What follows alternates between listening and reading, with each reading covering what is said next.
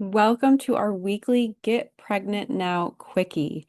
This is your bite-sized fertility reset where we'll cover either one fertility boosting supplement or nutrient, one sneaky fertility saboteur, or one quick energetic release or mindset hack. So you can shift your body and energy for optimal fertility in less time than it takes to scroll. Let's go.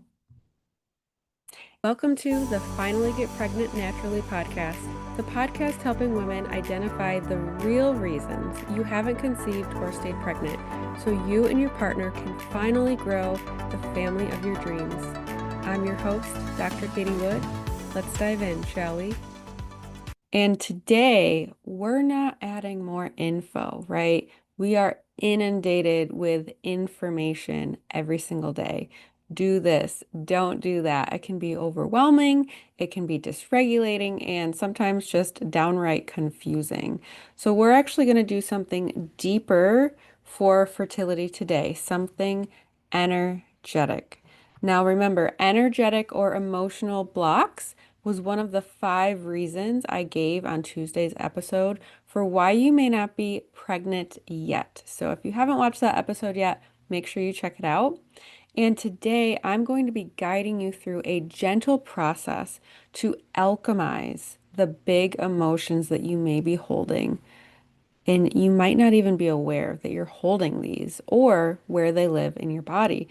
So this could be anything like grief, anger, fear, frustration, despair, resentment, right? The list goes on and on. And this can come from months or years of trying and struggling. So let's shift it together today by feeling it, okay? And this is something that you can come back to over and over again. So you might want to bookmark this episode, favorite this episode, whatever you got to do. So if you're able, right, if you're driving or operating like machinery or anything like that, you'll have to come back to this episode. You can absolutely listen to it and just absorb everything. But this is definitely an episode that you can come back to. So if you're driving or operating heavy machinery, please continue at what you're doing safely. But if you're able, you can find a quiet space with me, okay? And if you want, you can close your eyes if that feels good to you, just to absorb what I'm going to be saying. And now I do want to kind of preface this that this is something that you can do completely intentionally to really check in with your body, to bring awareness into your body. It could be something that just happens out of nowhere. Maybe you get triggered by something, or it could be something that you realize and witness. Maybe you're in like a meditation or a breathwork practice, and then you start noticing what we're about to talk about, and you'll be able to take this framework into that, okay? So, in this moment, if you want to do this right now in the present moment, you're going to close your eyes and begin to bring awareness into your body, right? We want to be still. It's okay if you have thoughts coming in and out of your mind, just allow them to be. They can come in and out as they wish. And then you're going to start focusing on your breath. And there's nothing we need to do with the breath, just noticing your natural rhythmic breath. And you can ask yourself, what am I feeling right now? And I want to say maybe something comes up for you right away. Maybe nothing comes up for you, and that's okay. It may be something that takes just a little bit more space, a little bit more time, and also comes with practice because when we're not used to dropping into our body and creating awareness around our body, this can feel a little like clunky, a little new, like unfamiliar. So don't dismiss this if you're not feeling anything right away. It definitely takes practice and then also increasing our awareness around it as well. So if you have it in this moment, what you're feeling, what we're looking for here is not necessarily the thought, but the sensation in your body. Is there a tightness in your chest? Is there a heaviness or achiness in your womb? Is there a buzz or butterflies in your belly? Do you have a knot in your throat? And just notice, right? We're not here to fix. We're not here to judge. Nothing is right, nothing is wrong. We're just tuning in and listening to our body. And you can take a deep breath in.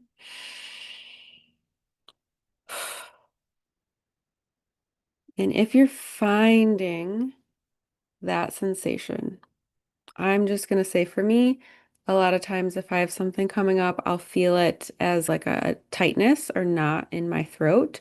So if I was feeling a sensation there, what I would be doing is just witnessing that sensation, not fighting it, not trying to shut it down or suppress it, and not necessarily even trying to figure out like, oh my gosh, like why is this happening? Like, right, getting anxious about why that sensation is happening, just being with it and breathing into it. So like almost imagining in your mind that like every breath in and every breath out is moving through that sensation, okay? And you can keep breathing in and out until you basically feel that sensation break down and disappear. Okay? And if you need to while you're doing this, you can speak to yourself, speak to your body and say, I'm here. I'm listening. It's safe to feel these sensations in my body. My body is communicating with me, and I am here to listen. Okay, and you can breathe into this for as long as you need. You can put your hand on your heart. You can put your hand wherever the sensation is living at this moment. You can put your hand on your womb. And again, you can remind yourself either silently or out loud, it's safe to feel this. It's safe to let it move through. I don't need to carry this alone. My body knows how to heal. And you can stay with this for a few more breaths if you've found something. And if not, you can just keep focusing on your breath and being present and aware and dropping into your body. There's no right, no wrong. You're doing beautiful. You're creating space. You're restoring the flow of energy in your body. Quite literally. You are unkinking the flow of energy. So what this is, okay, when we experience really strong emotion or trauma, and it doesn't have to be a big trauma, right?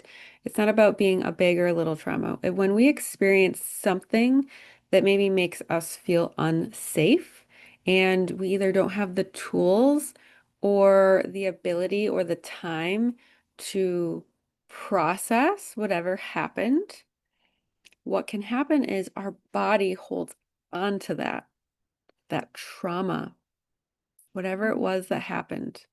And everyone's looks different, but everyone has trauma. And it can be stored in our organs, in our tissues, in our cells until we find ourselves in a place that almost brings us back and reminds us of this stored, stagnant energy that we have living in our body. So that's why this is just a relatable example, I imagine, for many. When you see a new or another pregnancy announcement, maybe you have a very similar, like visceral reaction that happens. Maybe it's like you feel sick to your stomach, or again, that knot in your throat, or whatever it could be for you. And that's basically like your body working from memory there. And it's whatever area of your body that you're feeling that sensation, that's where that trauma, that trigger response is living. And when you're able to implement this practice, you're actually witnessing it. You're sitting with this emotion and you're allowing it to dissolve and basically dissipate and alchemize. Okay. And wherever you may be, this is a tool that you can take with you. So, just as a quick example, I was driving to work one day. I was having a phone call with someone, and they had said something to me. It wasn't anything bad, but it hit a really vulnerable spot in my body. And I had felt that sensation so hard in my throat.